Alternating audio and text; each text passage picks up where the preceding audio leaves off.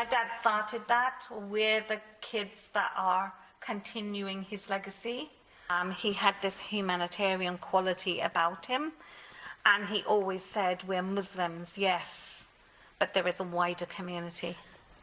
The religion says you stand shoulder to shoulder, and this is what the implications are. When I was growing up, it's, oh, the devil will come between you, right? And now, well, hold on a second, you've got COVID that's going to attack you, so do you want to?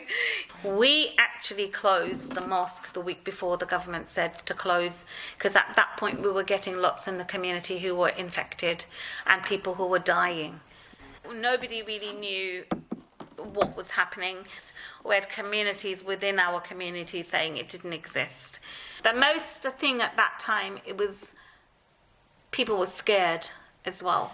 And it was really heartbreaking for the community because you ended up with people either dying at home or going to the hospital and nobody being able to see them. At its worst, if you remember, once that person left your home and they were in hospital and they died, you never saw them again. Not even at the graveyard, we were not allowed to open. They were in bags. They didn't have the washing that you have when you've passed away. At that time, everybody was told you can't even do the washing. The only thing that some people had was their phones where they would see their loved ones in hospital. And that happened to so many. Every single night on our Zoom chats, on our Zoom programs, we would be announcing people's names who had passed. And at that point, right at the beginning, it wasn't about people getting sick.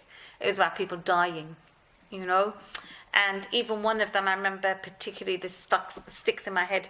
One young boy, I think he was about 14, he called me and said, "Auntie," and I said yes, and then he was crying, and so I thought something was wrong with his dad, and I said, "Oh, what's wrong?" And he goes, "My mum is dead on the floor."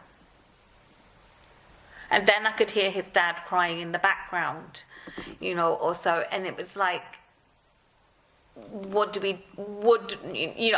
was like, what do I say to him? And even explain it to someone that they can't even say goodbye,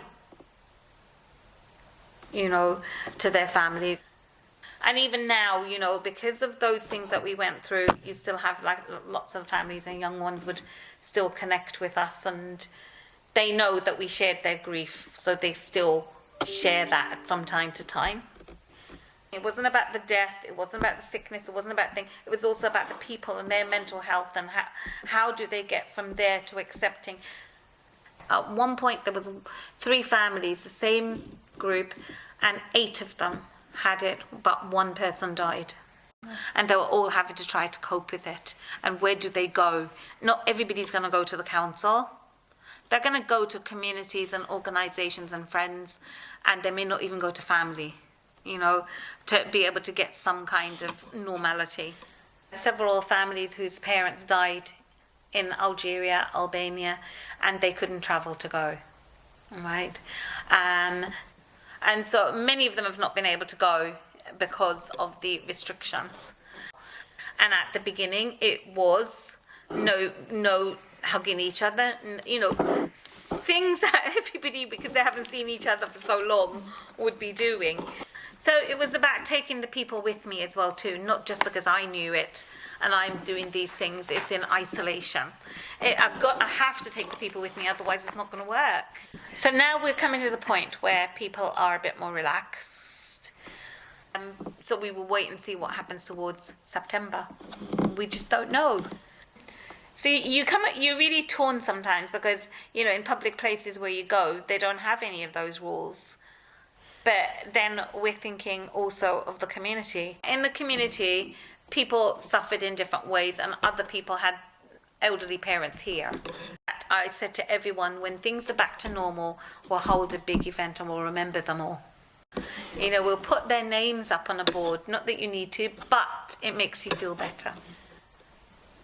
We miss them, yes, but they're in a better place than where we are. I mean, every day I think someone comes to me and says, "I saw your dad in my dream." So he meant a lot to a lot of people. And we're all just continuing that legacy that he gave to us.